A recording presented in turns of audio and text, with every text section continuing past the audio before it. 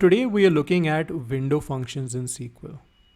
Window functions are used to partition the rows of a table into multiple windows, then perform a separate computation for each window to return a new value for each row of the table. So windowing is a powerful and flexible feature of SQL because it allows you to do many different kinds of operations and analysis that is not possible otherwise.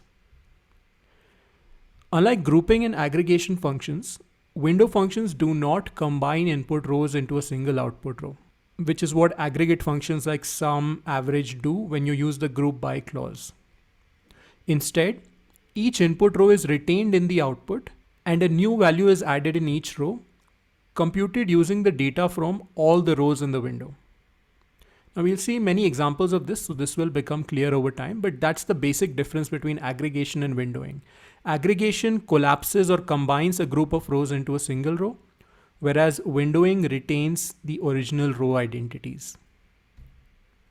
So let's look at the syntax for window functions. A window function is typically part of a select statement and is used to add a new column into the result of the select statement. So window function clause typically starts with the type of the function or computation you want to apply. For example, for each window, you may want to compute the sum, count, average, rank, row number, etc. Followed by the over keyword, which indicates to SQL that you want to create windows. Then inside parentheses or round brackets, you can provide an optional partition by clause to decide how the rows of the table are partitioned into windows. You can also provide an optional order by clause to determine how rows in each window are ordered. And finally, you can include a rows or range clause to limit the size of the window frame while performing computation for each row. Finally, you can use the as keyword to give the resulting column a name or an alias in the output. And all of this fits inside a larger select statement.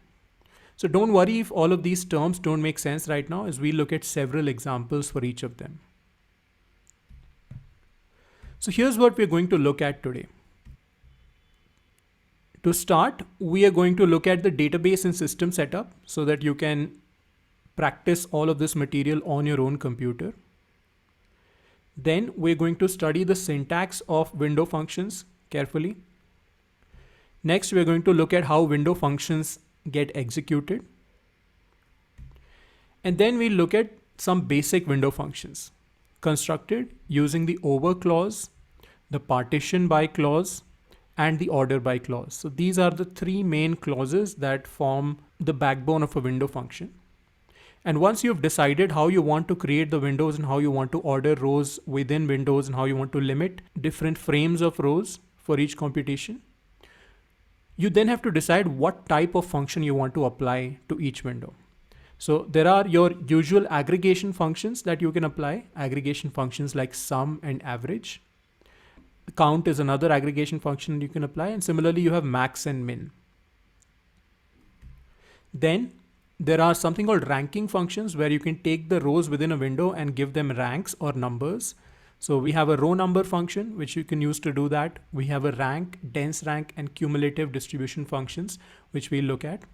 And finally, we have entile and percent rank functions as well, which are used to compute what are called percentiles or quartiles.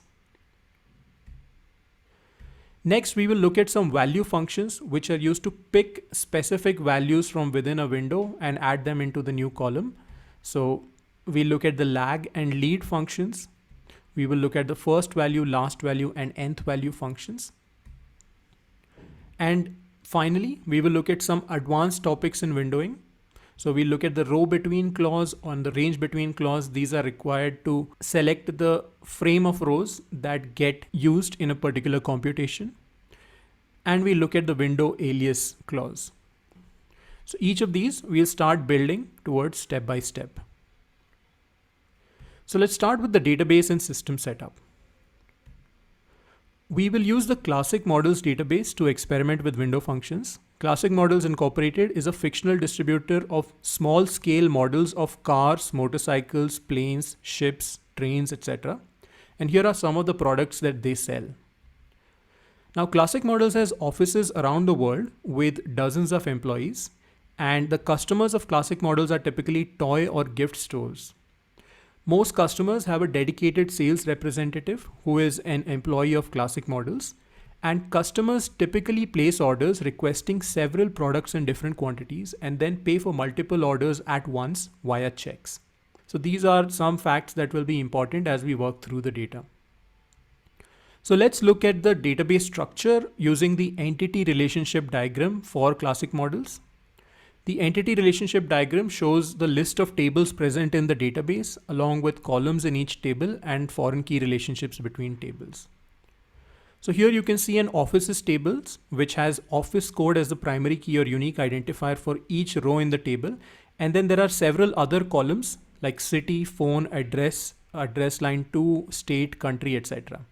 So the ERD just shows you the list of columns in the database. It does not show you the actual data. So please keep that in mind. Then we have the employees table. The employees table contains an employee number. The employee number is a unique identifier for each employee. And then for each employee, we know the last name, the first name. We have an extension at which the employee can receive calls, an email, office code, etc. And the office code is a primary key into the offices table. The employees table also has a reports to column, which indicates the employee number of the employee to whom the current employee reports. So it is the manager's employee number essentially. And there's a job title. Then there is a customers table as well. The customer table has a primary key customer number. Then there is the customer name, which is the name of the toy or gift store that is the customer of Classic Models. And there's a contact, first name, last name, phone number, address, etc. Now, one important connection here is the sales rep employee number, which is a foreign key representing the employee number of the sales representative for that customer.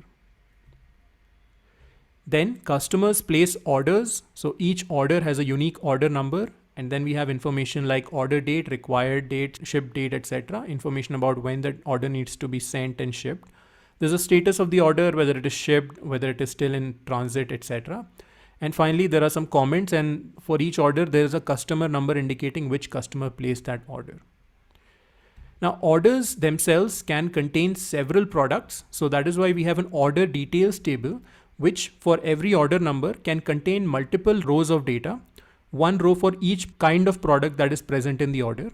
And then in each row for each product, we have information about the quantity ordered, the price that is being charged for each unit, and the line number in the order, because products are arranged in a certain order in the order table. So that's the order details, and the product code itself comes from the products table. The products table contains a product code as a primary key, and then there's information about the product name, line, scale, etc. So a bunch of information about the small scale model or the actual product that Classic Models sells.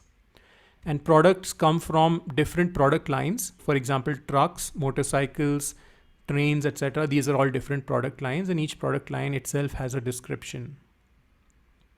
And finally, as we said earlier, customers make payments for multiple orders at once. So if you check the customers table, each customer has a credit limit up to which they can place orders. And once they're about to reach the credit limit or they exceed the credit limit, they can make a payment via a check. So these payments are recorded in the payments table. So there is a check number and a customer number. These together form the primary key. And then there is a payment date and amount as well. So that is the entity relationship diagram. It's always useful to spend a few minutes understanding the ERD before you start working with the database.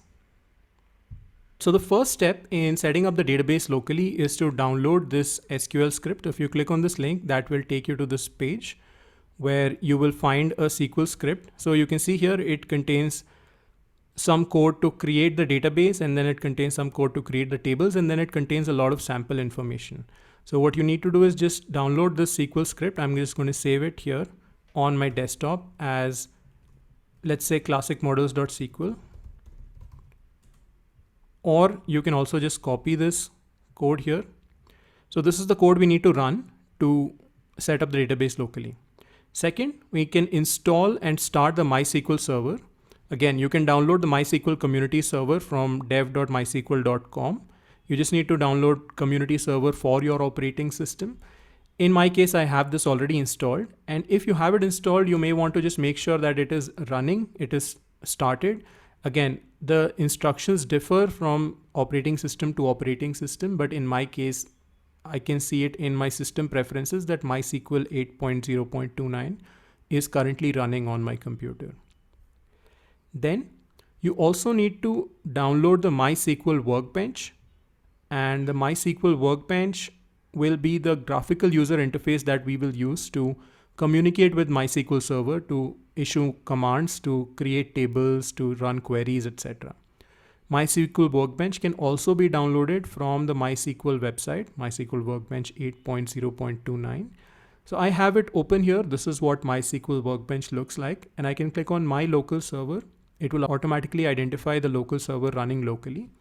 And here I can enter the root password, the password that was used to set up MySQL when I was installing it, and connect to the database. Now, once I'm connected to the server, I can then issue commands. So for example, I can issue a command like show databases. That is going to show me the list of databases that we have currently in the MySQL server. Now, of course, we need to create a new database, classic models. So I'm going to click this open SQL file button, and I'm going to open up classicmodels.sql. Now, sometimes there may be naming issues, so you want to make sure that it is called classicmodels.sql, and then you can open this up. So you can press this open button here, or you can go to file open, and that way you can open up a SQL script. And let's open up classicmodels.sql. So now we've opened up classicmodels.sql, and now we can run this to generate the database. So I'm going to click this run button here, or execute button. It looks like a lightning button.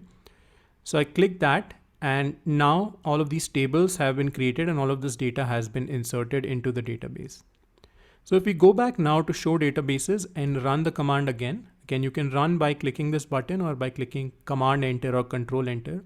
You can now see that we have this database classic models. So now I can type use classic models, and then I can run this. And now we are just using the database classic models. So we've selected the database classic models as our active database. Now we can type things like show tables. And now we can see that these are all the tables that classic models contains, just as we saw in the entity relationship diagram, or ERD. Offices, employees, customers, payments, orders, order details, products, and product lines. Of course, then you can also do things like select star from offices and look at the information in the offices table. So with that, our database setup is complete. We downloaded the SQL script, we installed and started the MySQL server, and then we executed the SQL script on MySQL Workbench. So we're going to look at a bunch of problems, and these are the kind of problems that you will face in real life when you're working with databases, or these are the kind of problems that you may get asked in interviews. So I just want to talk briefly about the problem solving approach that we're going to take. The first step is to understand the inputs and outputs for each problem. You have to look at the problem description, identify what goes in and what comes out, which tables are required, and which columns do we want in the output. The next step will be to articulate the solution verbally. And this is something that you should do both at work and in an interview. Before you start writing SQL code, you should talk through it and you should explain your approach about how you are going to build your solution to the problem. And then the third step is to construct the query step by step. If you think that you have to write the entire query in one go, that is absolutely not true. You should always be constructing a query step by step. And if you have an actual database where you can execute the query, then you should be typing out the query step by step, getting intermediate results, and then improving your query. But if you don't have an actual database to execute queries, that's perfectly fine. You can still just build your query step by step and talk through your approach. So that's what we will try and do today. And I would suggest that you follow this approach when you are faced with SQL problems in coding challenges or in interviews or at work. So with that, let's start with some basics of window functions. Now, once again, here is the syntax for window functions, and we'll see this over and over again. So you'll become very familiar with this by the time you come to the end of this lesson and practice this a few times. So a window function is a part of a select statement, and it starts with a function type that you're going to apply, and it is followed by the over keyword. over keyword indicates to Python that you want to use a window function. Then inside brackets or parentheses, you have the partition by clause. And the partition by clause is used to create windows based on a particular column or an expression. Then you have an order by clause. The order by clause then decides how the rows within a particular partition or window are ordered. And finally, you have a rows or range clause, which is a more advanced clause that is used to decide when you're computing the value for a particular row, what set of rows should be used to do that. And then you take the result of the window function and you typically convert it into a new column. So that's the basic syntax. And here is how the execution of a window function works. So here we have a window function. So you can see that it's part of a select statement. Here is where the window function starts and here is where the window function ends. So you say select row number. So the function type that we are using is called row number. And then we say over, and then we say partition by, and then we've provided a column to partition by column 1. Then we've provided an order by clause, a column to order the rows in each window, and that column is column 2. So how does the execution work? Let's say you have this original table called data, and this has several columns, and each color indicates a specific value in column 1.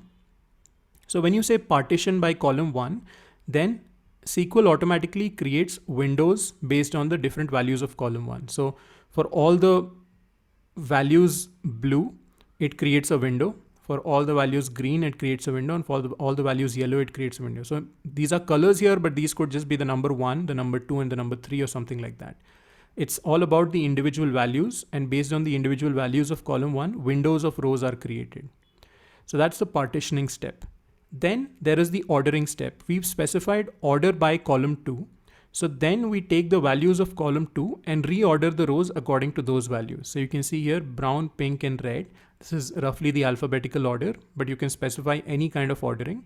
So now the rows have been reordered so that they are in the order of column 2 in each window independently.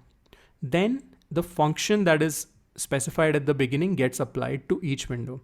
So the function that we've specified is called row number. So now in each window, the row number gets applied. So you can see here rows have been ordered already. So you can assign row numbers 1, 2, 3, 4, 5. And similarly here you have row number 1, 2, and here you have row number 1, 2, 3. So that's the last piece, applying the function. And finally, we then take all that data and then bring them all together. So we take the first window, write out the results. We take the second window, write out the results. We take the third window and write out the results. So for each window, we get the rows ordered by column 2, and then we get row numbers for them. And that's how window functions work.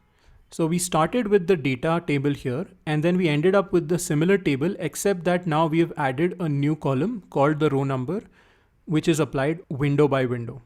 So that's how the execution of the window function works. And let's look at a few examples and build window functions step by step. So the core of any window function is the over clause. It is required in every window function. Without the over clause, you cannot have a window function. And it is preceded by the function type, which could be row number, max, min, rank, etc. And it is followed by selection clauses like partition, order by, rows between, etc. Okay. So let's look at an example question for the over clause. Show the list of all the payments made by the customers of classic models and assign a unique payment number to each payment. So let's come back to MySQL Workbench here. Maybe also take a look at the ERD here. So we are talking about the payments table, and we want to show the list of all the payments made by customers. Okay, that's what the question says. Show the list of all the payments made by the customers. But additionally, we want to assign a unique payment number to each payment. So let's come here. Let's open up a new query. And let's type select star from payments. So I'm going to use uppercase letters for SQL keywords and lowercase letters for table and column names. So here now we have a list of all the payments: check number, payment date, amount, and customer number. Now let's go one step further here and let us introduce our window function. So here now we want to give each payment a row number. So I'm just going to call this row number, and every time you call a window function, you have to use these parentheses because row number is a function, and some of these functions take inputs, some of these functions don't take inputs, but you always have to include these two brackets. Then we write over, and then we have to provide some partition clause. Now in this case, we don't really need to do any partitioning. We simply want to show the list of all the payments, and we want to give a unique number to each payment. There are no windows that need to be created. So if we just run this row number over empty brackets from payments, you can see here that first SQL tries to create partitions, but there is no partition clause specified. So the entire table is just one partition. Next, SQL tries to order, but there is no order by clause specified. So the original order is retained. Next, in each window, which is the entire table, the row number function is applied. And so now you can see here, the row number 1, 2, 3, 4, 5, 6, all the way up to payment number 273 are indicated. Now, one final thing we can do here is we can say select star row number over as order number from payments, or actually let's just call it payment number, and run that. So now you can see here, we've given this a name, payment number. And that's all there is. We've just written our first window function. Each row has now received a new column, and that column is the row number. So just to recap, we say select star, which means we want all the columns. Then we want the row number, and we use the over keyword to indicate that we want to use a window function. And then there are no partition or order by clauses. So that's why we have empty brackets. And then we rename this new column as payment number. And finally, we say that we want to select all this information from payments. And that completes our first window function. So I hope that was easy. That was not too difficult. And now all we'll do is we'll simply change this function a few times, and we'll add a few things here and there, but this is all we'll keep doing over and over. Next is the partition by clause, which is optional but is commonly used in most window functions. This is how rows are grouped into windows, and it is typically followed by a column name or an expression that is used to group rows. So let's look at an example of the partition by clause. So here's the question: express each payment made by a customer as a fraction of the total payment made by the customer. So as a customer, I may have made 5 or 6 payments. Maybe one is for $100, one is for $200, one is for $1,000. So we want to express each payment I have made as a fraction of the total payment I've made. So if one payment I've made is $100, but the total payments I've made is $1,000, then the fraction is 100 by 1,000, 0.1. And we want to compute this for each payment. So we want to show the check number, the customer number, the payment date, amount, and fraction of total. So let's try and write this. So again, I'm going to start by just writing select star from payments. That's how all queries will generally start, select star. So here is the list of all the payments that have been made by customers. So far, so good. Then we want to introduce something called a fraction of total. So before we introduce fraction of total, which is the current payment amount divided by the total payment amount, let's maybe try to introduce the total payment amount for each customer. So here's what I'm going to say: sum, and I want to compute the sum of the amount over. Now I don't want to compute the sum of the amount for all payments. I want to compute the sum of amounts for each customer. So that's where we are then going to say partition by. Let's bring that here, and let's bring this here as well. So partition by, and now in partition by, I can specify that I want to partition by the customer number. And let's call this as total payment. Let's run that. So now let's see what happened here. You can see that the rows have gotten rearranged a bit. All the rows corresponding to customer 103 have come together. All the rows corresponding to customer 112 have come together, and so on. We've brought together the rows for different customers. So these are the different windows in the data.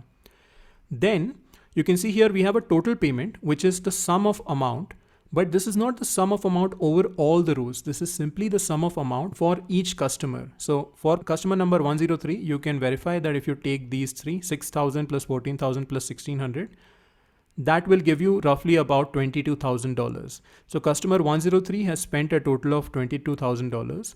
Similarly, customer 112 has spent a total of $80,000. Customer 114 has spent a total of $180,000, and so on. So that's the first part. We have just computed the total payment.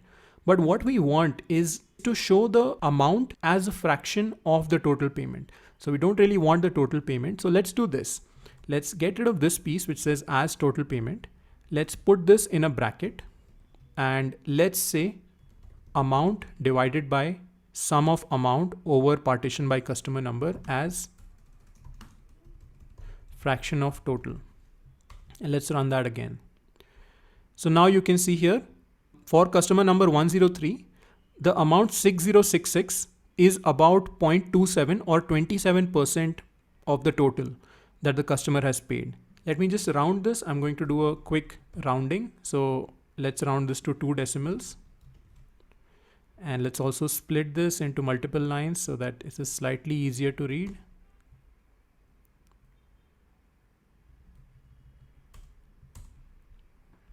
So now you can see 0.27, 0.65 and 0.08.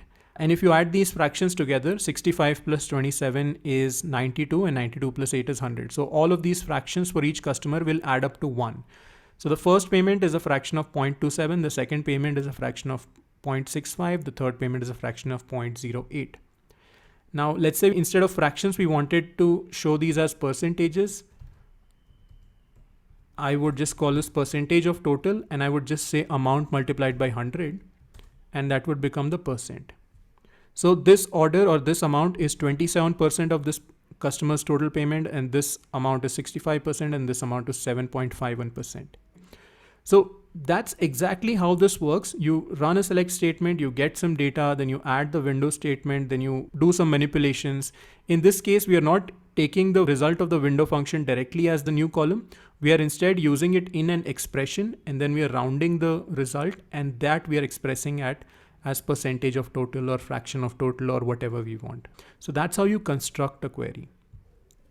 So let's just look back at how we constructed this. We said we want to select star. So we want to select all the columns from the payments table. And then we want to take the amount column and we want to divide it by the result of a window function. And the window function itself is the sum of the amount over partition by customer number. So one window for each customer and then the sum of the amount. And we want to take the result of that division and want to call it fraction of total. And of course we can round it if we want, we can convert it into a percentage if we want. And we want to select all this from payments. So that is the partition by clause in a window function. Very straightforward, just building it up piece by piece. Next, let us look at the order by clause and let's start to make things a little more interesting. So the order by clause is used to determine the order of rows within a specific window. And the order by clause is also typically followed by a column name. And you can then specify whether you want to order in ascending or descending order.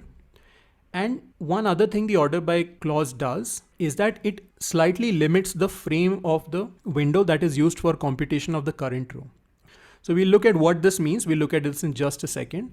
But one typical use case of the order by clause is to compute the running total in a table. So here's what we want to do. Show the running total of payments received by classic models, starting from the oldest payment to the newest payment. What we want to show is the check number, the customer number, the payment date, and we want to show the rows from the oldest payment date to the latest payment date. And we want to show the amount of that payment, but we also want to show the total payments received, which is the running total, till that point in history by classic models. So let's see how we can do this using order by. So we say select star from payments. Again, this is how we almost always start. Now, normally to order by the payment date, you would put an order by at the end. But this time we also want to do some computation in relation to the order by. That's why we are going to use order by within the window function. This can be a common confusion. Should I put the order by inside the window function or outside. To start with, it's easier to just start by putting order by inside the window function and then move it outside if required.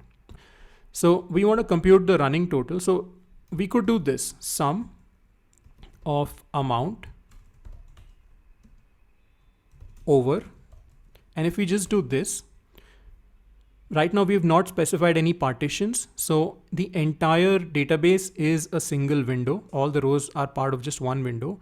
So sum of amount is then simply going to compute the sum of the amount over the entire window and add it as a new column. So we've not really achieved anything here. This is not the running total. This is just the total payment received. That's not what we want. Then something very interesting happens if we say order by payment date. Now, the moment we say order by payment date, the first thing you can see is that these rows are now ordered by payment date 2003, 116. So 1 is January, 16 is the date, and 2003 is the year. So 16 January, 28 January, 38 January, then February, and then March, April, May, and then you have 2004 and 2005. So all the rows have gotten ordered by payment date. That part is pretty clear. But the other thing that has happened here is that now this has become a running total. 10233, 20772, 2626267. You can see that these are the amounts, and this indicates the total amount, which is the sum of all of these numbers so far. So what happened here? We have simply specified sum of amount. So shouldn't sum of amount just be computing the result over the entire window? So that's where order by differs. Order by is a special clause. So here is how order by works. So let's say you have a partition and you're currently looking at a current row. Let's say we are looking at this row right here. Now, typically when you don't have an order by clause, then the function gets applied to the entire window, all the rows in the window. So if you did not have the order by, sum would get applied to all the rows within the window from the beginning to the ending.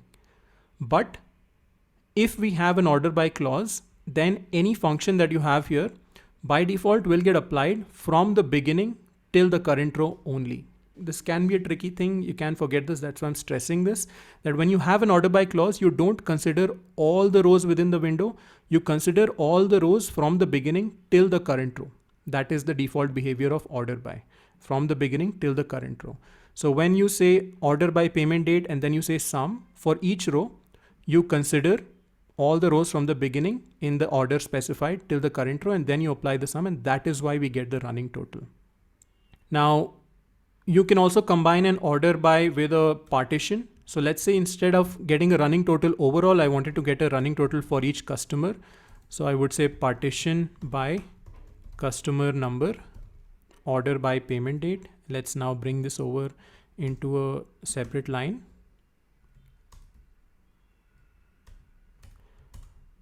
Now you can see here, instead of having data for all customers together, now for each customer we are getting a running total, and let me just call this customer running total.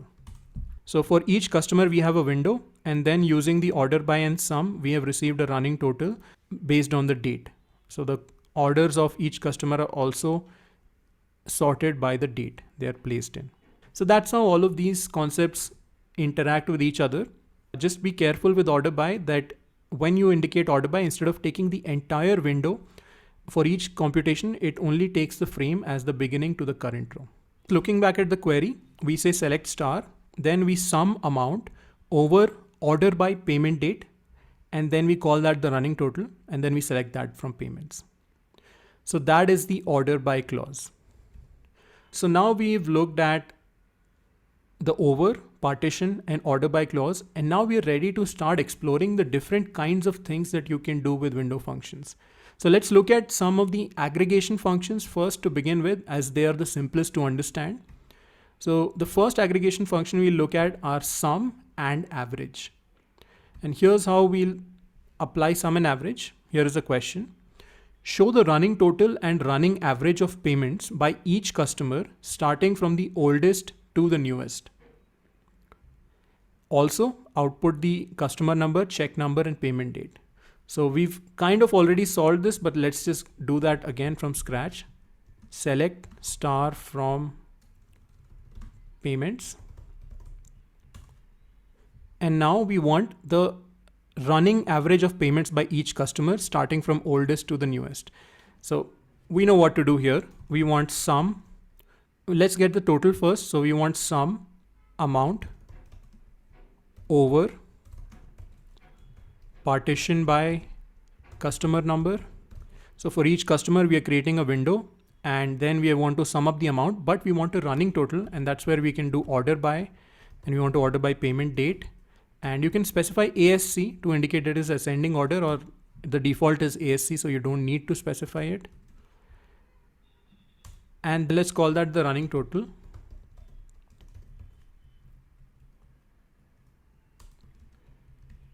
And let's select that from payments. So that's the running total. We already had that. But apart from the running total, let's also get the running average. So it's going to be exactly the same. Instead of sum, I'm just going to use AVG over partition by customer number, order by payment date as running average. Let's just call this running average. And let's fix that and let's run that. Okay. So now for each customer, we have all the rows together. That's a window. Then here we have the running total, you can verify. And here we have the running average. Now these are both useful things. The running total tells you how much a customer has spent overall, and the running average can be used to monitor whether the average payment of the customer is going up or down. So you can see, for example, for customer number 124, they've made a lot of payments over the years, and you can definitely see that their running average seems to be going up. So they started with a running average of 11,000, but now their running average has gone up to 64,000. So now you can observe that this customer is increasing their spend. So we should probably reach out to this customer, offer them a good deal, make sure that they don't leave us and things like that. So a lot of business insights can be derived by looking at these sums and averages using window functions. So here's the query again. We say select star sum of amount over partition by customer number, order by payment date, and we call that customer running total. And then we average the amount over partition by customer number, order by payment date, and we call that customer running average. And we are selecting all this data from the payments table.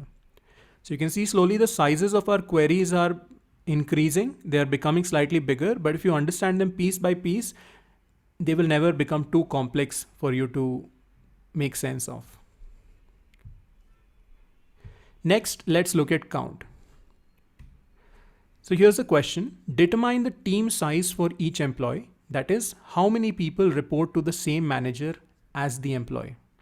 So if I report to somebody, let's say Diane, and 6 other people report to Diane, then 7 of us in total report to Diane, and that is the size of my team, all of us reporting to the same manager. So that's what we want to compute. And we want to output the employee number, last name, first name, reports to, and team size. So let's see. The way we'll start is so there's an employee table which contains employee number, some information about the employee, and then it contains the reports to as well, which is the employee number of the manager. So let's get the easy stuff first. Select employee number, last name, first name, reports to. All of this is easy to get from employees. So we have this.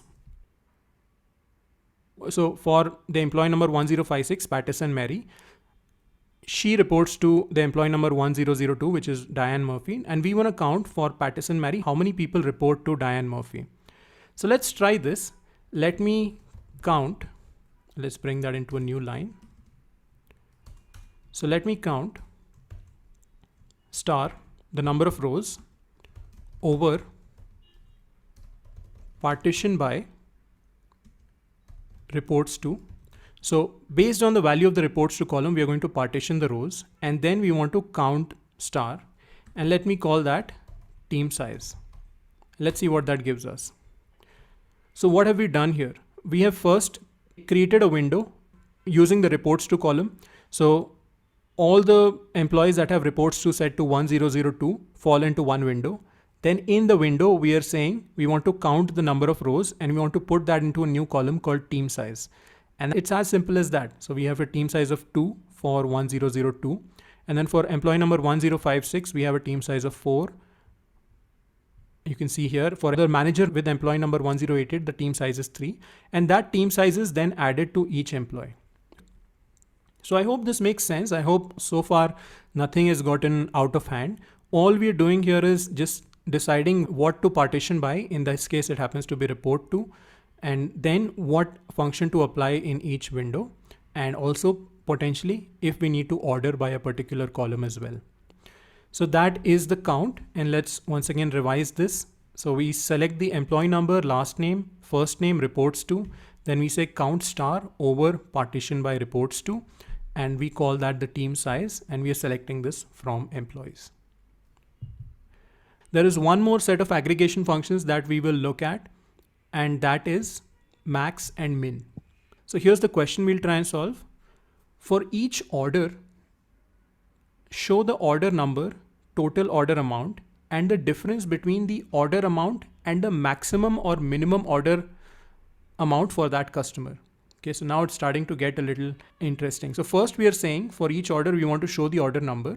We want to show the total order amount. Let's say a customer places an order. The order has 10 items in different quantities with different prices.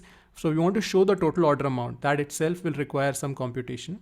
But then we want to go beyond that, and we want to say for that specific customer, among all the orders they have placed, what is the maximum order amount and what is the minimum order amount? And how does this current order compare to the maximum and the minimum? That's something useful that you might want to look at. How far away is the customer from their maximum and minimum with their current order? So let's see if we can build this step by step. So we start by saying select star from orders. And now we have a list of orders. Now, remember that the orders table does not actually have an order value or order amount. So the order table then is connected to the order details table. And in the order details table, we have for each product one row. So if I just first limit to a single order, let's say where order number equal to 10100. Okay, so now I'm just looking at one order, and let me now join this orders table with the order details table and see how many rows there are for this one order in the order details table. So I'm just going to say from orders join order details on, and I'm going to give these aliases. I'm going to call this O and I'm going to call this OD just to make it easier to write these queries. So from orders join order details on O dot order number equals order details dot order number. So I'm taking the order number column here and I'm taking the order number column here and I'm doing an inner join. So for each order, I will get all the rows from the order details table and the data will get joined. Okay, this is OD. All right, so when we join, we can't use select star because some column names might be ambiguous. So let me just say O dot order number. So in the output, I'll get the order number, O dot customer number. And let me get from the order details the product code, and let's see, quantity ordered, price each, OD dot quantity ordered, OD dot price each. And here we want to say O dot. I think we can use select star. So, okay, let's just keep that at select star for now. All right, so what have we done here? We have said orders dot join order details, and we are only looking at a specific order right now, order number 10100, right? And once again, without the join, if I were not looking at the join, then I would just have the single row for that specific order, and it has information like the order date, required date, etc. But now we are joining, so we are joining orders with order details on the order number, and still looking at just the single order. But now you can see that for this one order, there are 4 order detail rows because in each one you have a separate product. So order number 10100 contained all of these products, and this product was ordered in this quantity, and this product was ordered in this quantity, and this product was ordered in this quantity, and then this was the price for each. So now if I want to get the total order value, how can I do that? So let me just put for now order number and o.customer number to get the customer number of the order. And then let me do this. Let me do sum. I want to get the total order value. So I want to sum across all the rows, but what do I want to sum? I want to sum the quantity ordered multiplied by the price. OD, the order detail dot quantity ordered multiplied by OD, order detail dot price each. So when you do joins, you have to prefix these with the table names or table aliases. And let me call this as order value. So now for order number 10100 placed by customer number 363, when we added up the quantity ordered multiplied by the price each for each order detail row, that gave us the total order value 10233. Let me just round that as well. Let me round that to 2 decimals so that it's a little easier to look at. So now we have the order value, and this is for a specific order 10100. Now if I just remove this where clause, what's going to happen is that this same order value will get computed for all the orders. And then of course, in this case, we will need a group by clause because we want to now create groups of orders. That's why we require the group by clause. So you can see now we have one row for each order number, we have the customer information, and then we have the order value. And this order value is computed by performing a join and then doing a sum and then rounding that sum. And to do that sum, we need a group by. Whenever you're doing an aggregation, you also require a group. So this is the basic setup, right? Now from this, we want to move forward and we want to show how far away is it from the maximum order value for the same customer and how far away is it from the minimum order value for the same customer. So in this case, we are going to use a feature of SQL called subqueries. We are going to put this entire thing within brackets, within round brackets here to here. And we're going to just call this orders with values. So we have now called this orders with values, and now we can actually look at this entire thing as a new table by itself. So you can take the result of one SQL query and use it as an input to another SQL query. So I'm going to say select star from, and then we are going to add the window functions shortly. So this from is going to select with this entire subquery as an input into the outer select query.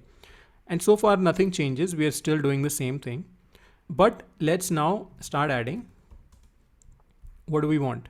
We want the difference between the order amount and the maximum or minimum order amount for that customer. So first let's try to just get the maximum order value for that customer. So let me say max order value over. Now we want to create windows per customer because for each customer we want to create windows and perform the action. So partition by customer number as max order value. And then similarly, let's do min as well. So min order value over partition by customer number as min order value. And let's run that. Let's see what we get. So now what we have is, look at customer number 103. All the rows have now come together for customer 103. We have the order value, but for each value, now we also have the maximum order value, the maximum order placed by the customer, and then the minimum order value placed by the customer. So we have the maximum, we have the minimum. But what we want is not the maximum and minimum, but how far away is this order from the maximum or minimum. So here's what I'm going to do. Instead of doing this, I am going to say maximum of the order value minus order value. So this will tell me how much lower is the order value compared to the max. So diff with max, let me just call that. And then I'm going to take the current order value and I'm going to subtract the minimum order value, and I'm going to just call this diff with min. And looks like this might require some rounding too. So let me just add a round here just to make sure that everything fits within 2 decimals. We don't need the round, but let's just put that in so that we can understand. Now here is the answer. So now we have the order value and then we have a diff with max column. What this does is, first it identifies for this customer what is the maximum order, and then it subtracts the order value to tell how much higher the maximum order is compared to the current order. So this one for customer number 103 is already the maximum order. So that's why diff with max is 0. But this one, 6066, is not the maximum order. The maximum order is 14,000. So 14,000 minus 6066 is 8504. So that's what you have here, 8504. And similarly here, diff with min tells you how much higher is the current order value compared to the minimum order value placed by the customer. So here we have 4390 is the difference between 6066 and 1676, which is the lowest order. And of course, we are doing this for every customer. So for customer number 114, this is the maximum order value 45,000, and the minimum order value for customer number 114, I believe, is 7,500. So you can see the difference with maximum and difference with minimum computed for each order. So this is a big query, but we've constructed it step by step. What we did first was just create this piece, which is to get the order value by doing a join. And then we added this outer query by using that as a subquery, where we computed the maximum order value, and then we subtracted the order value from it, and then we rounded it, and so on. So that's how you construct a query. So just to revise, we are selecting the order number, customer number, order value. Then we are rounding the maximum order value over partition by customer number and subtracting the order value from it as below max. And then we are taking the minimum order value partition by customer and seeing how much the order value is above that and calling that above min. And then all of this, of course, has to be selected from the result of a subquery, which computes the order value itself. And that does so by joining orders and order details and then computing the sum of quantity ordered and price each and grouping by the order number and customer number. So this is a pretty big query, something that you have to construct step by step to make sense of. So those were the basic aggregation functions that you will use most of the time with window functions. But the second type of functions that are commonly used are called ranking functions. So let's look at some examples of ranking functions. The first example we look at is row number, something we have seen already. So here's what we want to do. We want to provide serial numbers for the customers of each sales representative. And we want to sort those serial numbers of each customer by the customer's earliest orders. So every sales representative has a few customers that they manage. Let's say sales representative whose employee number 1000 has 5 customers. Those customers place orders. What we want to do is we want to number those customers 1, 2, 3, 4, 5. And the customer that placed the order the earliest is going to be the one who is going to receive the number 1. The customer who placed the order second earliest after the first customer is going to receive the number 2, and so on. So we want to give serial numbers to customers of sales representatives, and we want to assign those serial numbers by sorting those customers by the date of their earliest order. So again, this is going to take some additional work because we have to figure out the earliest order for each customer. So let's start with customers and we'll go from there. Select star from customers. So here we have information about the customers. Now, each customer has a sales rep employee number, you can see here, and this is something that we're interested in. Apart from that, we're also probably interested in the customer number. So I'm just going to keep a few rows and let me also keep the customer name. So let me get customer number, let me get customer name, and let me get sales rep employee number. We're just going to look at these pieces of information for now. Now what we want to do is we want to find the date of the earliest order placed by the customer. Okay, so here is where we'll have to now think about how we're going to do this. So customers place orders. Each order has an order number and an order date, and then there is a customer number associated with each order. So first we can do this, we can join. So customers join orders, and let's call this C, and let's call this O. And let's join on C dot customer number equals O dot customer number.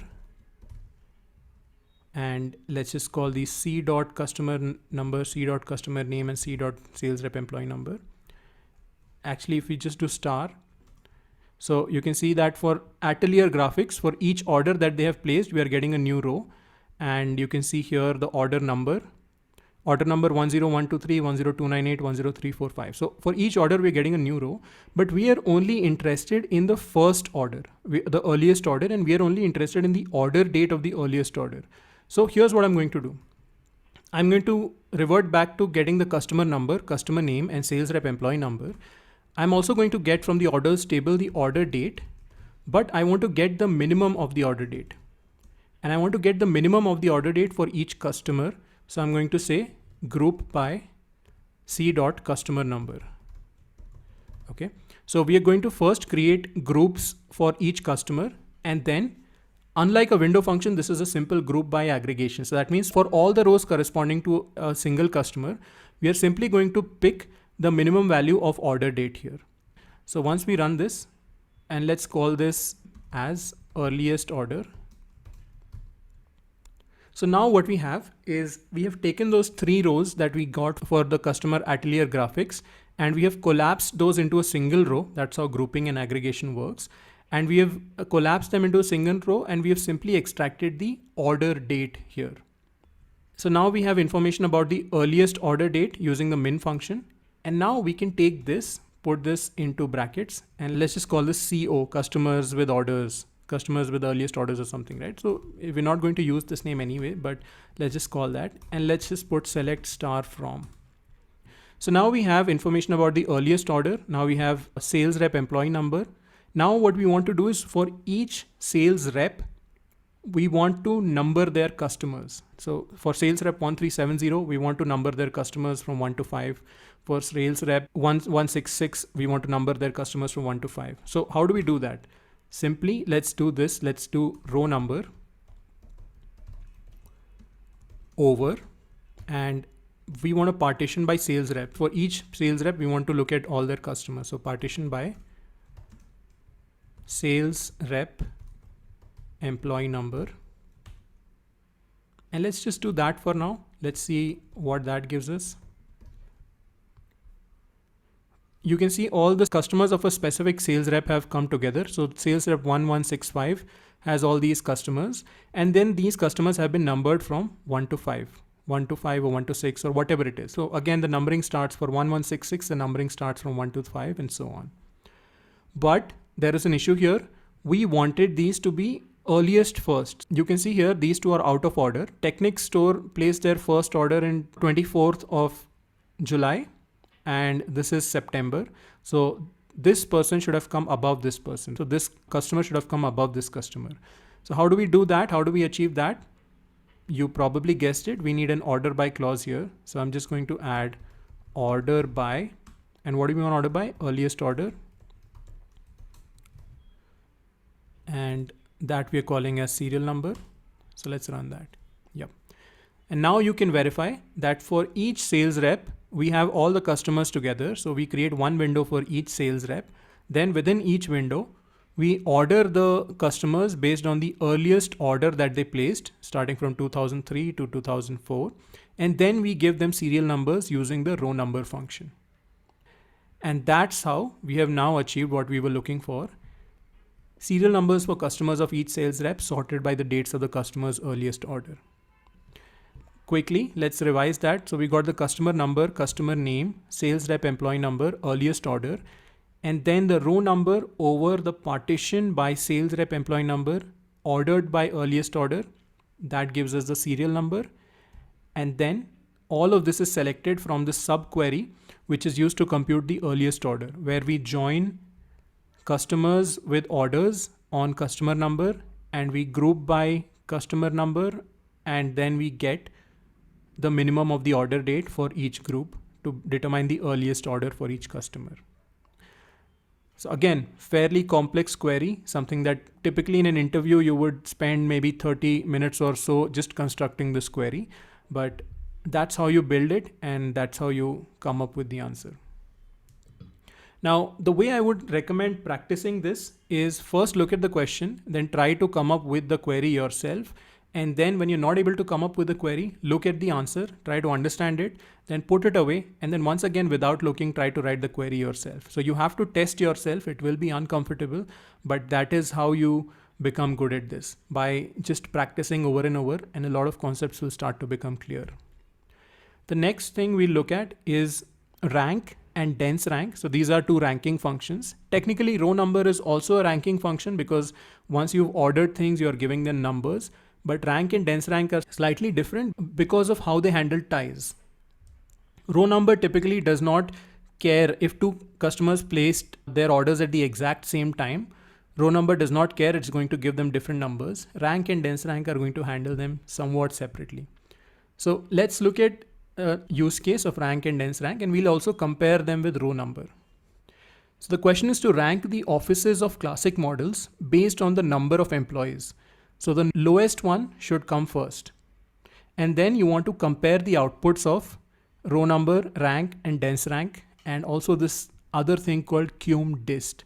So let's see. We want to rank the offices of classic models based on the number of employees. So let's maybe start with the employees table because we are interested in the number of employees. So let's see, select star from employees. There you go. Yeah. Select star from employees. And here we have information about employees. But what we want to do is we want to get the number of employees for each office. So what we might want to do instead is maybe join offices and employees. So let me say select star from offices O, join employees E. Now we're joining offices and employees. For each employee, we get one row and we get added information about that employee's office. And of course we have to join on O dot office code equals E dot office code. Going back to the ERD, you can see here each employee has an office code and each office has an office code. So we need to add that, otherwise the join doesn't really work. So here is the San Francisco office. Now in the San Francisco office, you have all these employees. And then you have the Boston office where you have all those employees. Then you have Paris and you have all those employees. Now you can probably guess we require some grouping here and some aggregation here. So we want to get the total employees. So I'm just going to count star. So this is going to count the number of rows, but of course we don't want to count all the rows together. We want to first group by O dot office code. So for each office code, we want to take all the rows and we want to count how many rows are there. And let's just retain the office code and the city for the office. And let's see here. All right. So now we have the office code 1, San Francisco has the count 6, which means it has 6 employees. Boston has 2 employees. NYC has 2 employees. Paris has 5 and so on. So there are 7 offices and all these many employees in each office. Okay. So that is probably the first piece, getting the employee count in each office. So let me just say employee count. Okay. Then the question says rank the offices of classic models based on the number of employees and lowest first. So let's start adding that rank now. So first I'm going to put this into a subquery and let's just say OE, offices with employees. I'm just going to give it a temporary name. So far we've done nothing new. We've just put this inside a subquery, but now we want to add the rank and we want to get the rank using all of these functions: row number, rank, dense rank, and cum dist. So let's do row number over, and there's no partitioning required. There's no windows or anything. Everything is just one window, but we do want to sort. So we want to sort by, or actually order by, employee count. And we want lowest first, so we can write ascending, or it just happens by default as row number rank. So let's just call this row number and let's see what that gives us. So row number simply first sorts by the employee count, as we have mentioned here, order by employee count, and then it simply gives you a row number. But we also want to compute the rank using the rank function. So let's check rank over order by employee count as, let's just make these uppercase as well, as rank number. So let's see how row number is different from rank number. Okay, so now we have something called a rank number using the rank window function. And it seems to be somewhat different from row number, because row number, once it's sorted, it simply gave them numbers 1, 2, 3, 4, 5. But rank is looking at the actual value. Remember, we're ordering by employee count. So rank is going to see that, okay, employee count is 2 for all of these people. So technically, if we just look at employee count, all of them should get the same rank. And that's why rank number gives them the value 1, 1, 1, 1. And then when we hit the 5th person, rank directly skips the missed ranks and it gives the rank 5. This is how ranking is often done. But the other way to rank is something called dense rank. And we say on dense rank, if we say order by employee count as dense rank number, here's what dense rank does: 1, 1, 1, 1, and then it goes 2, 3, 4. It does not skip any ranks. So even if there are repeated ranks, dense rank does not skip any ranks. Both of these are useful. It depends on the context when you might need one or when you might need the other. So you will have to decide, depending on the context, which one you want to use. But you have both of these as an option to use. Then one other thing we wanted to look at was the cum dist. And let's just put that in here as well. Order by employee count as cum dist. So what is cum dist? Cum dist tells you how many rows in the current window have a value that is equal to or less than the current value, right? So that's the cum dist function. And then there's something called a percent rank. So I'll let you figure out what percent rank is as well. There's slight variations of the same thing, but the main idea here is that you play around with these and you try to figure out what each of them does, and then you maybe read the documentation about them. So that's the rank and dense rank. Row number simply numbers things from 1 to n. Rank breaks ties by giving the same rank and then skips the missing ranks. Dense rank does not skip any missing ranks. So that's what we did. We say select star, row number over employee count, rank over employee count, dense over order by employee count, cum dist over order by employee count. All of this selected from a subquery which joins offices and employees and counts the number of rows after grouping by office code. So that was rank and dense rank. Next, let's talk about n-tile and percent rank. So these are also two other functions that are available for ranking. We'll not spend too much time on these. I'll let you learn more about these on your own time because these are not very commonly used. So n-tile is used to put rows into buckets. If you're familiar with the concept of a histogram, or if you're familiar with the concept of quartiles, that is what this is about. And then percentage rank simply computes the fraction of values that are less than or equal to the current value based on a given column. So these are both typically used with order by. Without order by, you can use them, but they will not really have any sense. So let's look at examples. So here is a question: compute the quartile and percentile for each payment made by a customer.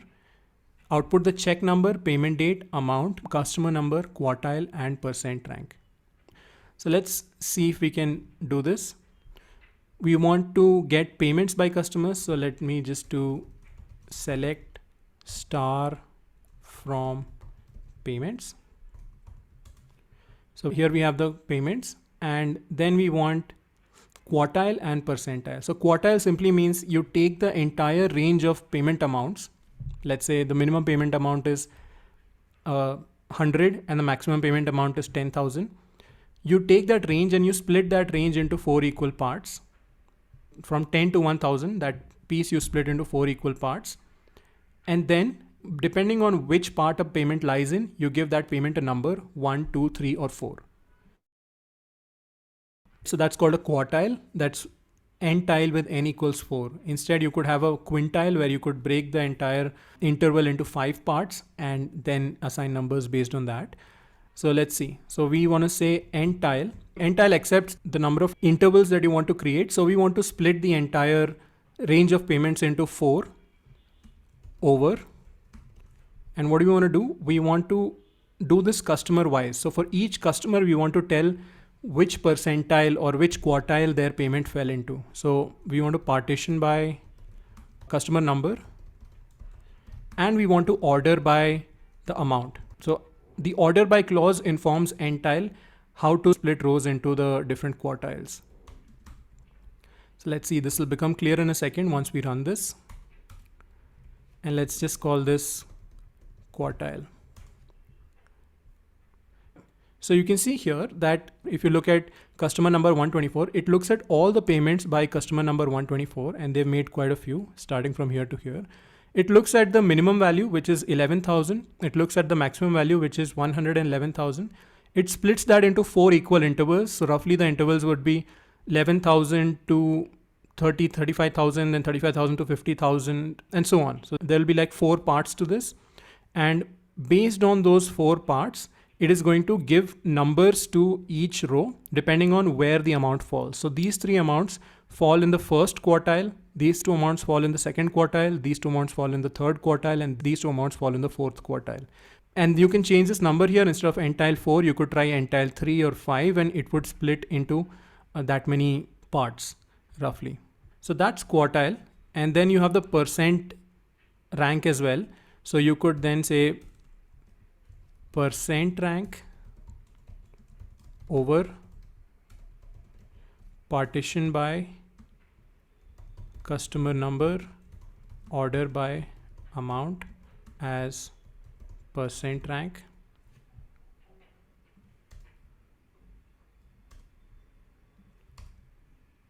And this is the percent rank.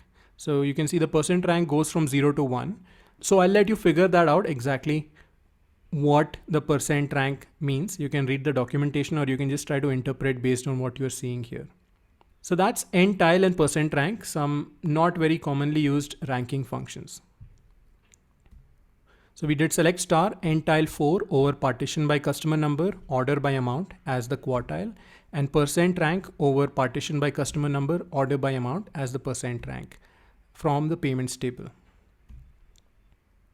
The next thing left for us to talk about is value functions. Value functions are used to pick a specific value from the rows within a window. And this will become clear as we look at an example. Value functions are useful when you need to compare the value in a certain row and a certain column with the value in the previous row. And this is generally useful for what's called time series data. Any data where observations are made over various periods of time. So let's look at a few examples of value functions. The first value function we look at is the lag function, which is used to get data from rows previous to the current row that we're dealing with. So here's what we're going to do. For each order, we want to show the number of days elapsed since the last order was placed by the same customer. So if a customer placed an order on October 5th and they place another order on October 10th, then for the October 10th order, we also want to show a column called days since last order, and we want to show the number 5 there because it has been 5 days since the last order of the customer. So just think about how you would do it without window functions. There's practically no way to do it, but with window functions, as we'll see in a second, it becomes really easy. Number of days elapsed since the last order placed by the same customer. So we're talking about orders here. So we start by select star from orders. And this gives us information about the various orders we have in the table. Now here we want to select order number, order date, customer number. So far so good. Now we want to add a days since last order column. This is where we may have to use a window function. So here's what I'm going to do. I'm going to say lag, and lag takes 2 arguments. So row number takes 0 arguments, max min take 1 argument, lag takes 2 arguments. One is the column along which you want to pick a value. So I want to pick a value from the order date column. And then second, you have to specify the number of rows you want to go back, and then you want to pick the column. So what this means is if I put lag order date 1, then what I'm saying is when I'm processing this row 10103, when I'm processing this row, I'm telling SQL that get me the order date by going back one row. If I put 2, then I would be saying get me the order date by going back 2 rows. So let's just put 1 here for now. So lag order date 1 over. Now, of course, we don't want to just get the value from the previous row. We want to get the value from the previous order placed by the same customer. So ideally we want to do this in windows for each customer. So that's where we say partition by customer number. So now for each customer, we have the list of orders they place. This is, let's call this previous order date. So we are getting the date of the previous order. So previous order date. So now you can see here, all the orders for the different customers are combined by customer number. All of them are together. And for each customer, apart from the current order date, you're also getting the previous order date. So you can see order number 10298, we are getting the date of the previous order. Now there's one problem here. This information may not yet be sorted. So we may also want to just order by, in this case, it seems like it is sorted, but it's possible that these orders are not sorted by order date earliest first. So just to make sure that these are properly sorted, I am also going to do order by order date so that there's no issue here. Let's see if we can find an example of this where there's an issue with the sorting. So you can see here for customer number 128, the orders are not sorted by time. So you have 2003, 2004, 2003. So previous order date here does not make sense. For an order placed in 2003, we are saying that the previous order was placed in 2004. That's wrong. That's why we need order by order date. And let's run that. Let's go back and check customer number 128. And now you can see that the orders of customer number 128 are sorted in the increasing order of time. And now previous order date makes complete sense. So now we have the previous order date. That's all well and good, but we don't want the previous order date. We want the difference between the previous order date and the current order date. How do we do that? Well, the way to do that is to use some kind of a function. I would normally look it up. So I would search MySQL date difference in days, and immediately it returns the result date diff. So you just give it 2 dates and it is going to give you the number of days between the 2 dates. So I'm just going to go in here and I'm going to say date diff, and to the date diff I want to give the order date, and then I want to give the previous order date. So I remove this as, and this is the previous order date and this is the current order date. Date diff is going to give us that, and I'm going to call this days since last order, and let's run that. And there you go. Now for customer number 103, we have 496 days passed since the last order for the order 10298. And of course, for the first one, there will be no previous value. That's why it says null. And then for the third order, they have 59 days. Now, how is this useful? Now you can go through a customer and see if the days since last order is low. That means the customer is ordering often. You may want to maybe give them a discount or just talk to them, understand if they want something more from you. On the other hand, if somebody's days since last order is very high, they're not ordering very frequently, you can talk to them to figure out what can you do to get them to order from you more frequently. So both of these are very useful metrics to look at from a business perspective. So that's lag. Quickly revising the query, we select the order number, order date, customer number, and then we take the date difference of the order date and the lag between the order date over the customer number, order by order date, as the days since last order. And we are selecting all this from the orders table. So just like you have lag, which can be used to access previous rows, you have the lead function, which can be used to access the next row. So here's a different question. We want to list the orders for each customer sorted by the order amount, highest to lowest, and then display the difference in amount between each order and the next highest order by the same customer.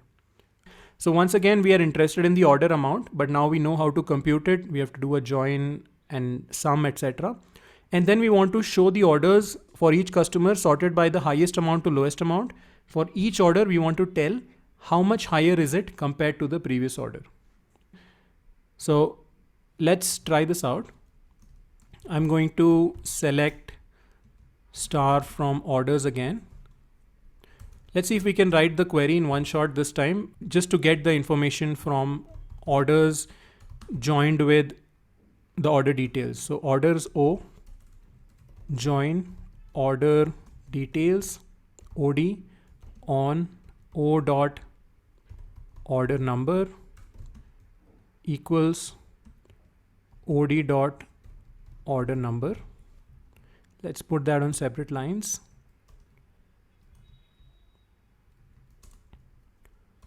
And then we want to group by O dot order number. And of course we want O dot order number. We want O dot order date. Let's say O dot customer number. And then we want here the order value. If we go to the ERD again, order value is simply the sum of price multiplied by quantity over order details. So sum OD dot price multiplied by OD dot quantity as order value. Okay, it's called price each. So I got that wrong. Let's fix that. And it's called quantity ordered. So let's fix that. This is why you want to have the ERD open in front of you when you're typing out queries. Now we have the order number, order date, customer number, and order value. Let me round that as well. So round to 2 decimals. So for each order, we have the total order value. So that's great. Now let's take this and let's just call this orders with value. And now we want to do our window function on top of this. So I'm just going to put select star. And now we have the same thing. So now what we want to do is first we want to list the orders for each customer number, highest to lowest. Let's say we just want to list it. I would do something like row number over partition by customer number order by order value. Of course, we want it in descending order, so that's why we put in DESC. And let's call this row number for now. And let's run that. Okay. So now we have the orders for each customer number 103, 112, 114, all the orders, and the orders are listed in decreasing order.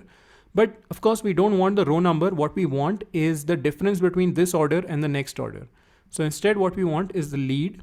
So we're saying lead simply says, give me a value from the next row or like after a certain number of rows. And which value do we want? We want the order value. And we want the next row, immediate next row, we want the order value. And let me just say next order value, let's just call it that, in the list. So you can see here, we have order value and then we have the next order value populated here. Then we have the next order value populated here. All we are saying is lead is going to tell SQL to give you the next row. And then of course, we're still dealing with specific customers only. So from the partition of each customer, get the next row and put that in next order value. But it's not next order value that we're interested in. We're interested in the difference. So we want to get order value minus lead order value. And that we want to call it higher by. Whenever you're working with floating point numbers, you're going to run into these issues where you have infinite decimals. So I'm just going to fix this by putting a round around this. So round and round this as well. So now we finally have the result. We have the order number, order date, customer number, and then we have the order value, which we computed using the join and then using the sum on the multiplication. Then we have sorted by order value by using order by order value descending. And then using lead, we were able to get the next order value. And then by subtracting the current order value from the next order value, we were able to tell how much is the current order value higher than the next order value by. So the current order 10123 is higher by $8,504 compared to the next order in the list for the same customer. Again, could be a useful thing to study to see how the highest and lowest orders relate. So that's the lead function. And similarly, you could have done this just as easily with lag if you were sorting in the reverse order. So lag and lead are kind of mirror images of each other. Lag picks rows before, lead picks rows after. So we did select star order value minus lead of order value over partition by customer number, order by order value as higher by. Select O dot order number, customer number. We summed over the quantity ordered and price each, multiplied to get the order value after joining orders with order details on order number and grouping by order number. Next, let's look at first, last, and nth value functions. If you think about a window that gets created when you create a partition, in that window there are a bunch of rows. Instead of just picking one row before and one row after the current row, you can just pick the first or last row from the window itself, or even a specific nth row from the window itself. And that's what first value, last value, and nth value are for.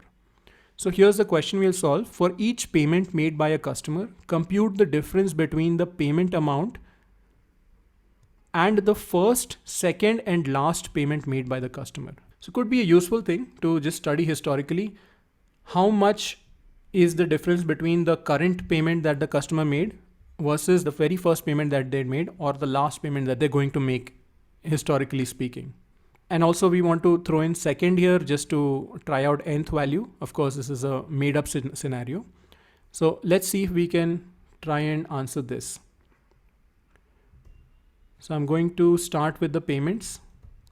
So let's say select star from payments. We have the list of payments here. Now we want the difference between the amount and the first payment made by the user. So how do we get the first payment made by the customer?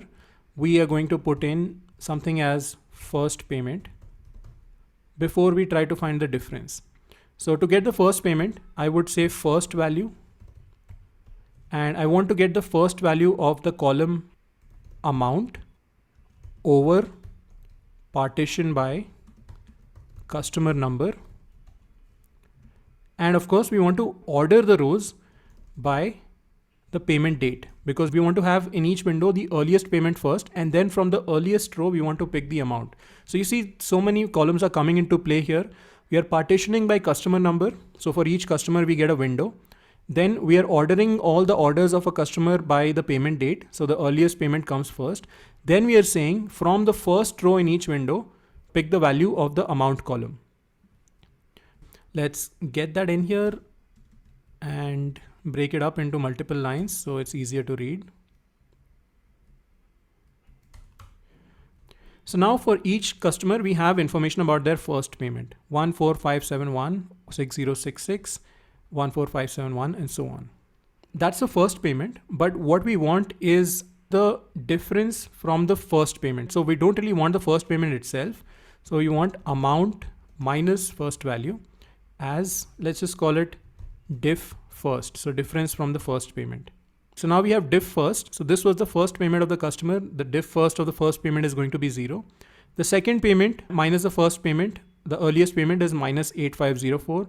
Third payment minus the first payment is minus 12895. So in this case, this person kept making smaller and smaller payments. That's probably a bad thing. But on the other hand, there are other customers like this customer. They started out with a small payment initially of $11,000 and then kept increasing their payments. You can see here that the difference from the first payment keeps increasing till the point here where it is 90,000 higher than the initial payment, or even 100,000 higher.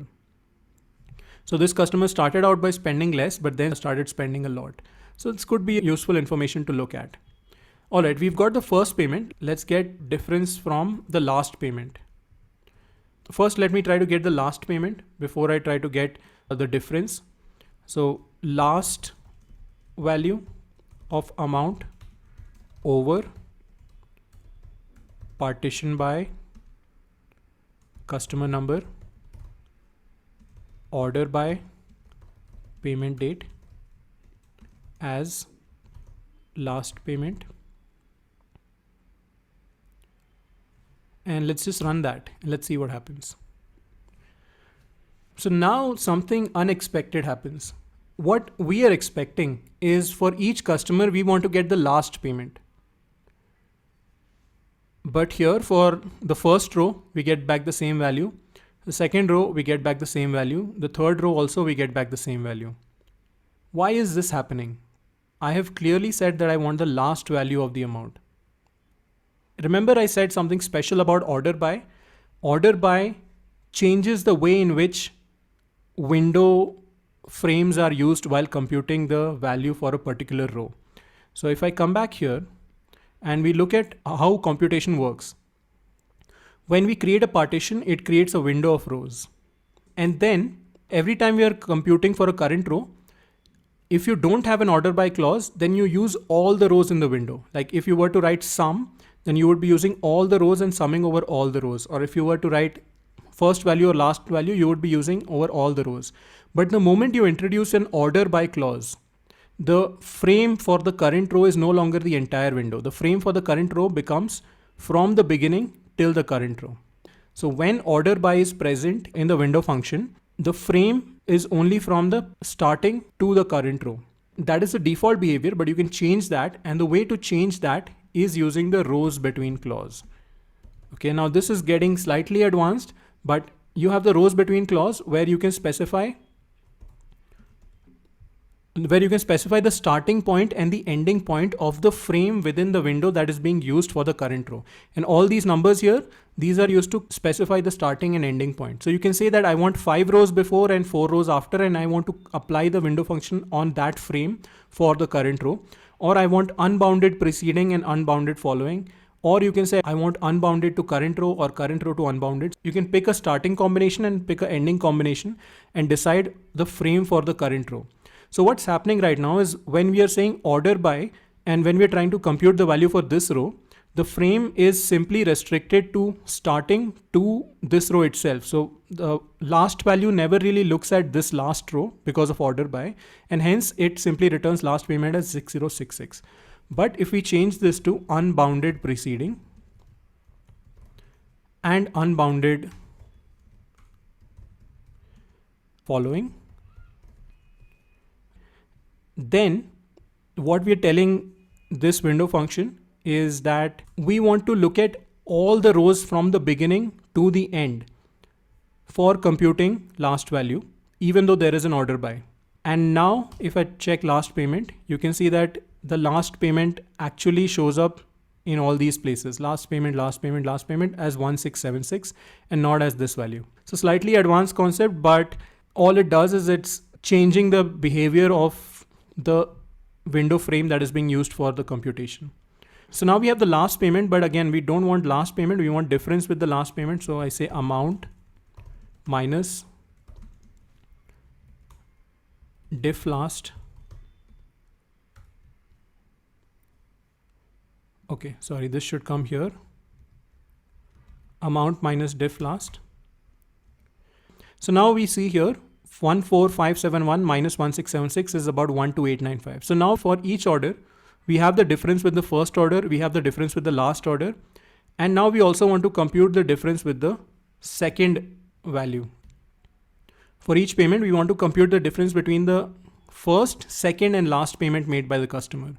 We have the difference with the first, we have the difference with the last, and you can probably guess at this point what this will look like. I can probably take this whole thing. Again, I would have to use the unbounded preceding and following, otherwise some values may get missed out. And I would do amount minus, instead of last value, I would do nth value of the amount column. And the n here can be set to 2. So 1 would simply give the first value. Okay, so we are saying amount minus nth value over partition by customer number, order by payment date, rows between unbounded preceding and unbounded following as diff. Let's just call that diff second. So this is the second payment made by this user 6066. So now we have for each order the difference between the current order amount and the second order made by the customer when sorted by time. Now, one last thing I want to introduce here is some refactoring. So to reduce the amount of code we have to write, you can see that we are retyping this again and again: partition by customer number, order by payment date, rows between, and then again partition by customer number, order by, partition by customer number, order by. This is where we can actually give this window a name. So we can just say window,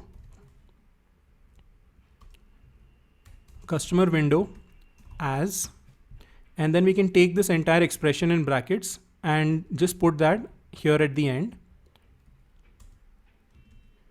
And now after over, we can just use the window name, over customer window as diff second. Let me just do that here as well. Let me get rid of the stuff inside the brackets, partition by, etc., etc.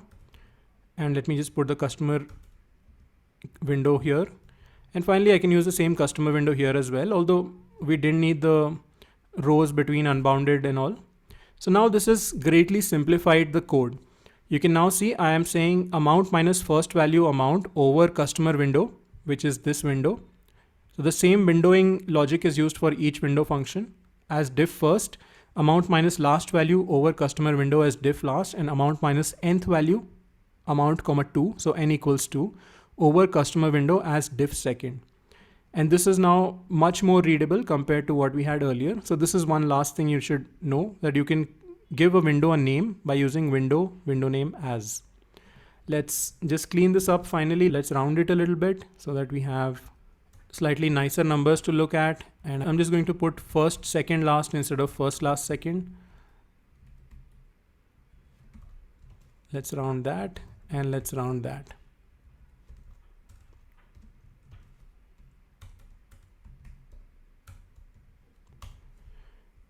And there we have it. So now we have for each order difference between the first order made by the customer and the current order, difference between the current order and the second order made by the customer, and difference between the current order and the last order made by the customer. So that's your first, last, and nth value. And we use the rows between here, the rows between clause, to specify that we want to use the entire window and not just up until the current row because of order by. So you can see this is exactly what we have here as well. We've created a customer's window, and then we are using that customer's window to compute diff first, diff last, and diff second. So window after from is simply like setting a variable, right? Instead of typing the entire partition by, customer number, order by, descending, etc., each time we are simply taking it and giving it a name, customer's window, and now we can use it to create multiple new columns and run multiple window functions on the same partition logic. I just want to mention briefly a few advanced concepts in windowing. The first is the rows between clause, and the rows between clause is simply used to specify the window frame in relation to the current row. So what you do is, after partition and order by, you can specify that the rows to be chosen for current computation should lie between the lower bound and upper bound. And these bounds can have 5 options. You can say that it is unbounded, which means you want to use all the rows before the current row for the computation. N preceding, which means you want to use n rows before the current row. And then if you just want to use the current row, then you just have the current row itself. So basically you can start at the current row or you can start anywhere before. And then similarly, you have n following and unbounded following. So n following, you can specify that I want to use maybe 2 or 3 rows after the current row, or you can use all the rows after the current row. So this is useful for things like running averages. Let's say for each order, you want to show what is the average of the 2 orders before and 2 orders after this current order. And for that, you can specify rows between 2 preceding and 2 following, and that could work. Or you could have unbounded on one side, or you could just have maybe 2 before and till the current row, or till the current row and 2 after. All sorts of different ways you can use rows between. And this is just a picture showing the same thing. You have unbounded preceding, n preceding, current row, m following, and unbounded following. Now, if you want to learn more about the rows between clause and look at a few examples, learnsql.com is a good resource. They have some good articles on window functions. Specifically, there are 5 practical examples of rows between that you can see here. different things related to sales, weather, etc. And the way I would approach this is look at the data, read the description, then try to write the query yourself. And if you can write it, that's great. If not, then just check out the query and then put it away and then try to write it again. So that's the rows between clause. Then an alternative to the rows between clause is the range between clause.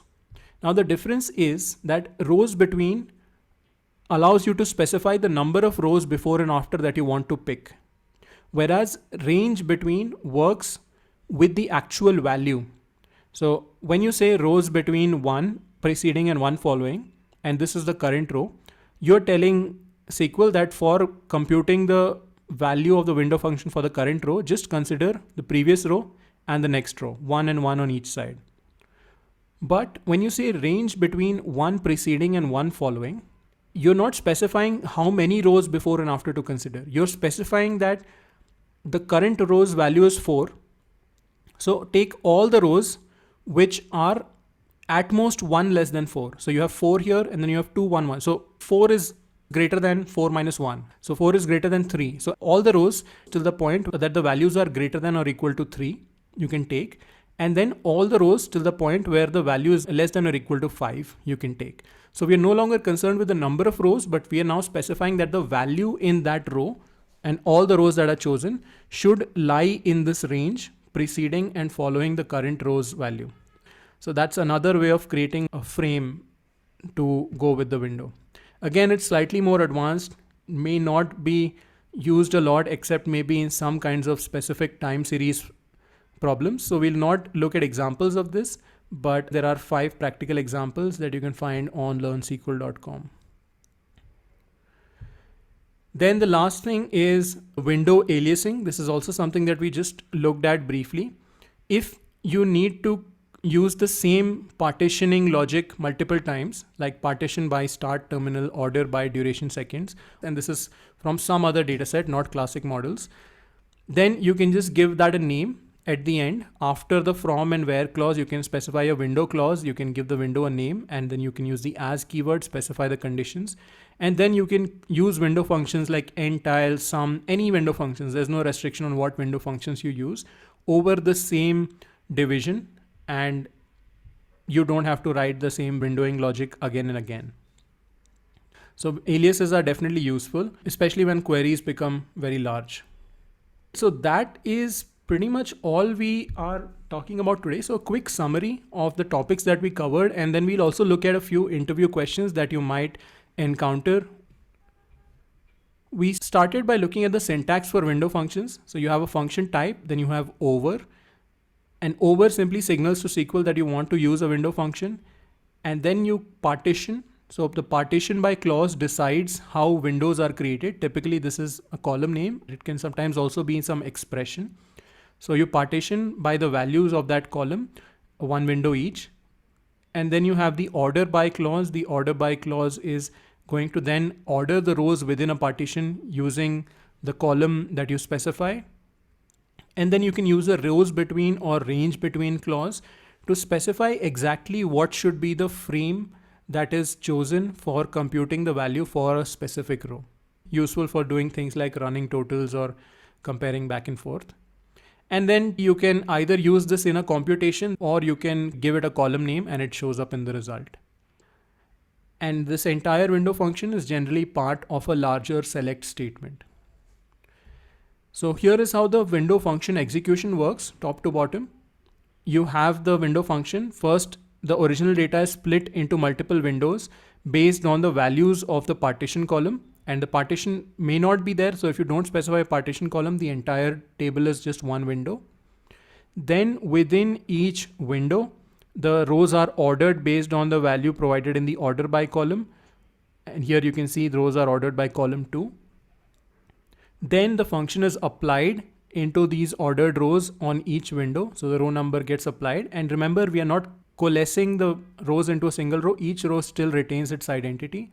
Just the function gets applied. And if there's a range clause that can decide what is the frame of rows that are used to apply the function. And finally, all of that data is then put back together, generally in the order of the partitioning column. So that's what the window function execution looks like. So we looked at the over clause, the partition by clause, and the order by clause, and some examples of those. Then we look at some aggregation functions. So you can use sum and average, and we looked at computing running sums and running averages, for example, using the order by clause. Then we can use counts. So you can count the number of rows in each window and use that in some fashion. We also looked at the max and min. These are often useful for comparing a current value with the maximum or minimum value in the window, typically as a ratio or as a difference. Then we looked at some ranking functions. So we looked at the row number ranking function. Once you specified some kind of an ordering, it simply gives the rows numbers from 1 to n within each window. We also looked at the dense rank and rank functions, which are more sensitive about how they break ties. If you have a bunch of tied rows, then it gives them all the same rank, and then it skips those many ranks. So you can have 1 1 1 and then rank 4 directly. Dense rank does not skip any ranks, so you can have 1 1 1 and then you'll have 2 3 and so on. So that's a slight difference. Depending on the use case, you may use one or the other. Then you have the cum_dist function, or the cumulative distribution. I'll let you look that up. And similarly, we have the n tile, which is used to break the entire range of values into n intervals and give the interval number for each row. And similarly, we have a percent rank, which identifies essentially what percent of values are less than the current value. We looked at some value functions as well. Apart from just combining the data from multiple rows or just giving ranks to data, you can also pick specific values from specific columns. You can use the lag function to go back a few rows from the current row and then get the value of a particular column. You can use the lead function to go forward a few rows from the current row in the current window and get a value from a specific column. You can use the first value, last value, and nth value. All of these are useful once you have defined a particular frame. Whether you use row between or not, every computation uses a frame within the window. You can get the first value from the frame using first value, the last value from the frame using the last value, and the nth value, where n can be 2, 3, 4, anything you want, from using the nth value. And a couple of other things that you may need to sometimes use is the rows between clause to decide where exactly to set the limits of the frame that is used for computing a specific value. Then you have the range between clause, which can be used to again decide the size of the frame, but instead of specifying that you want to use 3 rows before and 3 rows after, you can specify it in terms of the value of the current row, that you want all the rows which fall within a certain range of values around the current value of the column that you're interested in. So subtle difference and can be a bit tricky to understand, but if you look at a few examples, it should become clear. And then finally, you have windowing alias. So if you're using the same partition by order by logic for creating multiple columns in a query, you can just use the window alias and give it a name, and then just use the window name instead of the full expression. I want to share a few resources where you can learn more, where I have also learned a lot. So one is learnsql.com. They have a bunch of blog posts or articles about window functions, so you can check these out. All of these are pretty good, and the idea is not to just read all of these in one go, but anytime you need to look up something, you can just come to this page and search for it, or just search for it online.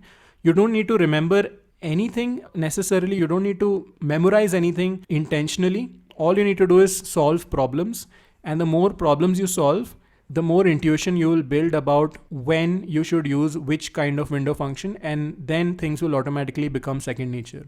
It's not something that you have to learn by heart. It's just that you come across a problem, you try to solve it, you fail to solve it, then you look it up, you figure out which function you need to use, you solve the problem, you move on, and you solve the next problem. Over time, the things that are used regularly automatically become embedded in your memory, so you don't really have to make an effort here. Your attempt should be to have a clear understanding of what each clause and each function does and where it might be useful, and then work backwards from a problem to the query.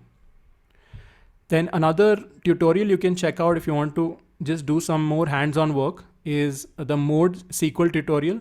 It's also a pretty detailed tutorial, goes from basics to advanced, and you can actually create a free account and you can try out this tutorial as well.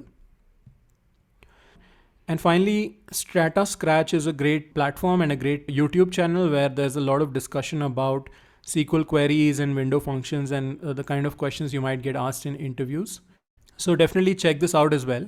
Again, all of this is on a as per need basis. It's not necessary that you have to do all of this right now. As of now, if you can just practice writing all of the queries that we discussed today, you should be fine. So that was window functions in SQL. I just want to go over a few interview questions that have actually come in some of the top companies. So these are some practice problems on window functions. So here is one. This is an interview question asked at Amazon. Find the percentage of the total spend a customer spent on each order on Amazon. And this may look familiar because we've already done something like this today. So as a customer, you place many orders on Amazon and then you spend some amount on each order. And we want to express each order as a percentage of the total spend that you've done on Amazon. So this may require some joining, this may require some aggregation, and then on top of that, you may need to apply some window function and perform some computation. So you need to output the customer's name, output order details, output percentage of the total spend for each order transaction, rounded to the nearest whole number. And this is what the table looks like for this. You have a customers table where you have an ID, name, city, address, phone number, and then you have an orders table where you have the customer ID, order date, order quantity, order details, and order cost. I think the solution is here. It looks something like this. It's not very complex. You can see all we are doing is we are selecting customer name and order details after joining customers and orders, and we're taking the order cost and we are dividing the order cost by the sum of the order cost, which is taken over the partition by customer name. So for each customer, we get the list of orders, we get the sum of their order cost, we convert that into a floating point number, and then we divide the current order cost with the total spend the customer has and call that percentage of total, right? So pretty straightforward considering the complex queries that we've looked at today. So this is an Amazon interview question for you. Here is another interview question asked at Uber. You are given a data set of Uber rides with the traveling distance and cost for each ride. And you have the date or the time of the ride. Now for each date, find the difference between the distance per dollar for that date and the average distance per dollar for that month. Interesting.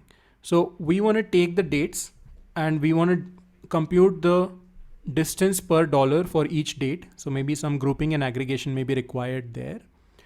Then we want to identify the distance per dollar for the entire month. And that's where you may need to then apply a window function. So find the distance per dollar for the entire month using a window function, using maybe an averaging window function. And then you simply have to find the difference between the distance per dollar per date and distance per dollar per month. This is what the data model would look like. You have basically information about ride requests, ride request ID, the date at which the ride request was placed, the status, whether it was taken or cancelled, the distance the ride request was traveling, and then the cost. So we are really only interested in date, distance, and cost. So first, for each date, we figure out the average cost per kilometer. And then we take that subquery's result, we apply a window function over it to get the data for the month, and then we just subtract the two. So again, step by step, as you build these things, it becomes pretty easy. Here's an interview question asked at Airbnb, the hotel renting site. You can book stays anywhere you go. Your task is to estimate the growth of Airbnb each year using the number of hosts registered as the growth metric. So the rate of growth in a year is defined as the hosts registered this year minus the hosts registered last year divided by the number of hosts registered last year. And then whole thing multiplied by 100 to get a percentage. So for example, if last year 100 new hosts registered and this year 140 new hosts registered on Airbnb, then that means this year we had 40 extra new registrations. So that 40 divided by 100 or 40% is the growth rate in the current year compared to the last year. So you have to then compute the growth rate for each year using this information. So here is the information you have. You have information about all the properties listed on Airbnb. Hosts are the people who own the properties, who list the properties. So for each property, you have a property ID, you have a price, you have a property type, you have a room type, and then you have a host since, which tells you since when the person has been a host. So this is probably what you want to use. So you just want to maybe extract the year information from this, and then you want to maybe just count. So you'll have to do some grouping and aggregation to get to a point where for each year you have the information about the number of hosts registered, the new hosts registered in that year. And then you apply a lag window function to compare this year's value with the last year's value. And then you use that lag value to compute the growth rate. So I'll let you write this as well. Then here's one more. This is one that has been asked at Twitter. Find the top 3 unique salaries for each department in the company and order the results alphabetically by department and then by the highest salary to the lowest. Again, not too difficult. We can already see the pattern here. First select star from salaries and then maybe partition by department, and then within the department order by salary inside the partition because you want highest to lowest. And then maybe give it a row number, and that would give you the row number information. And then finally just add a limit at the end. So just list those salaries where row number is less than or equal to 3. One tricky thing here might be that you want to find the top 3 unique salaries. So maybe you want to ensure the uniqueness right at the beginning when you're constructing the query. So I'll let you figure that out. It's a small detail. So in a typical interview, this is how it would happen. The interviewer would tell you that this is the question, and then you can tell them your approach. Okay, this is how I'm going to approach it. And then the interviewer will either agree with you or they will say something is wrong with your approach. You'll try and talk through the approach. It's more of a conversation. It's not an interrogation. So it's not that you just have to look at this question and immediately start typing the full query without any mistakes. Absolutely not. You can first talk, you can agree on the approach, and then you can open up a notepad and then you can start typing the query. So in an interview, what I would then do is I would say something like, okay, first I'm going to select the salaries from the salaries table. So let's look at the table here. This is the table, employees. So I'm just going to select star from employees. Now, of course, in an interview, you won't be able to run the query generally because you won't have an actual database. So you just have to talk it through and see if you're in the right direction. Now I have information about employees. And now what do we want? We want the top 3 unique salaries. So top 3 unique salaries for each department. So I'm going to select department and I'm going to select salary. And that's all I'm interested in. So department and salary. And I just want to make it unique. So I'm just going to say group by department, salary. So I'm not doing any aggregation, but if in a particular department, 2 people have the same salary, the group by is going to combine that into a single row. So select department salary from employees, group by department, salary. And what do we want then? We want the top 3 unique salaries. So let me first also sort this by department. So order by department. And now we want the top 3 unique salaries. So I'm going to do something like row number or rank. Either should be fine because we've already made them unique. So row number over partition by department. And then go maybe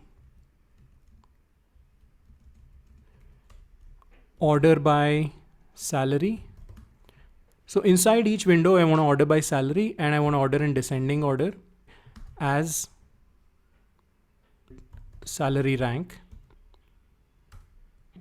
And one last thing I may want to put in here is where salary rank less than or equal to 3. So select the department and the salary rank, which is simply we are partitioning by department and ordering by salary in descending order from the employees table where salary rank is less than or equal to 3. And we have this group by to ensure the uniqueness of the department and salary. And then finally, we order by department.